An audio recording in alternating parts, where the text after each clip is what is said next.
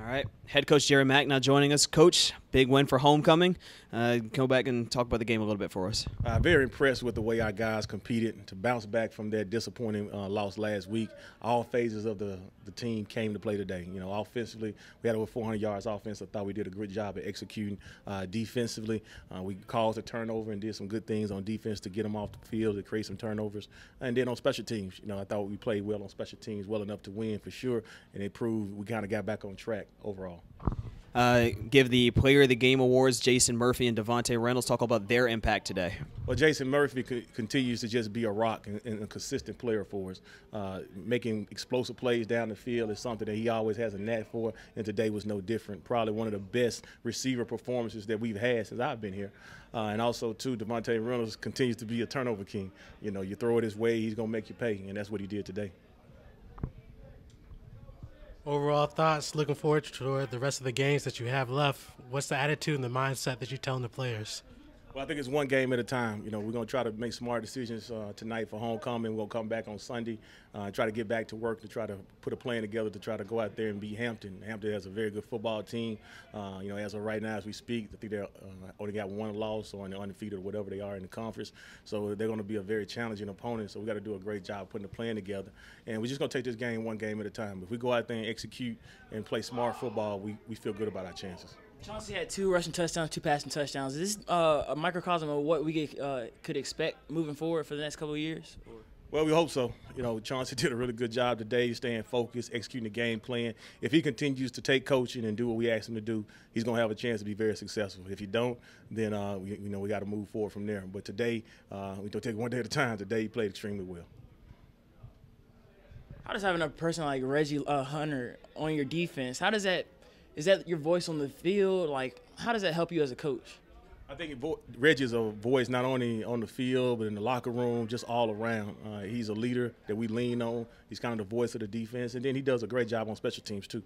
He made his start and made a name for himself playing well on special teams, and he continues to go down on our kickoff team and bring some excitement to us. What did you guys see there? I think Jacen was getting held or something by his guy. Then the next play, you guys came and picked on him. What did you guys see there? And what was your decision to go with the double move there? We felt like they were trying to play our screen game a little bit, so we were able to kind of set that up. We called a timeout, and fortunately they came out in kind of the same look that they previously showed. So we tried to attack them, and fortunately it worked out for us. Devante Reynolds joining us now, named Defensive Player of the Game. Talk a bit about that award. Well, I'm really thankful for the award. I want to thank God first. But I just made a play. You know, kind of knew what the offense was doing, so I used it to my advantage. Came up with an interception, let me tee it down there. No matter I ain't scored her, but I played a good game too. You mentioned that interception, your 4th of the year. Can you walk us through that play? I seen how the wide receiver was trying to set me up, you know, so I just was watching film a lot, and it seemed like I seen that route before, so I just stuck with it, used my instincts, and the ball came right to me. What were you telling the guys as you guys just pretty much shut them down most of the game and only limited them to only a certain amount of points? I was just helping Reggie and all the coaches and keep my team on track, especially on defense. I was just letting them know, hey, we can't let up, we can't let up. You know, we need to keep getting stops, keep getting off the field so the offense could keep going, because they was pretty consistent during the game too, so we wanted to keep them up, and we know we were up, so that's what I was doing. It seems like your guys had a lot of fun today. Talk about playing in a game like this and like controlling your emotions. Yeah, I mean, it's homecoming, so it's a lot of fun. You see old family, old friends, and especially that's what football all about, just having fun, really coming off of a loss. So we put that behind us. So this week was basically back to the fundamentals, and the fundamentals of football. You start with having fun, you know. So we was just using that. That's how we practiced all week. We didn't even have music this week at practice. So when the guys was just like, man, we finna turn up, we finna play good, you know, and we did, and that's what it was. It seems like your hands are just attracted to the ball, I swear. And then what is getting turnovers? Well, for you, it seems like you get a turnover and then something happens, a sack, another turnover. What does that do for your teammates? It hypes my teammates up too, because we all brotherhood, big family. So once I make a play, everybody say, man, I got to make a play. I got to make a play, because when you make a play, it's a lot of love. You know, a lot of people want to get that love. Everybody get love. But like that play, when I make plays, it seemed like the offense get rolling. But I'm gonna keep we using that to our advantage. So I just want to thank God for it, And in practice, when I'm on the sideline, I try to be in tune. Also the game plan, but I got a couple ball boys on the side throwing me balls in between plays. So what does it mean to come off the sideline and get that turnover belt? It mean a lot to me. Just in the past, just been playing through injuries, and this year I'm playing good. I have no injuries, and I'm just walking in my purpose. I just want to thank God again. How do you keep your team consistent moving forward for the remainder of the season? Just continue to do what we've been doing in the past, just taking it one day at a time, one game at a time, one game plan at a time, and just continue to keep balling. You seen Murph all over the field, but that's expected, though. That's what he do in practice. And I feel like, honestly, he's one of the hardest workers on the team. So he really deserves it, and he keep the offense going, even in practice when they're down. So I'm happy for him. So now this 3-game homestand is over. Hampton next week. How do you feel going into the next game? I just want to live this game out. I didn't even watch film on Hampton yet, so I don't know what they bring to the table. I'm just confident in me and my guys. So we just want to enjoy this win because a win is hard to come by. So we just want to enjoy this first. Jacen Murphy joining us now, Offensive Player of the Game. How's it feel to get that award? It's definitely an honor. My senior season, my last homecoming, that feels really good. A couple of big passing plays. You had one, according to that big one at the end of the game, the 36-yarder. Walk us through that play.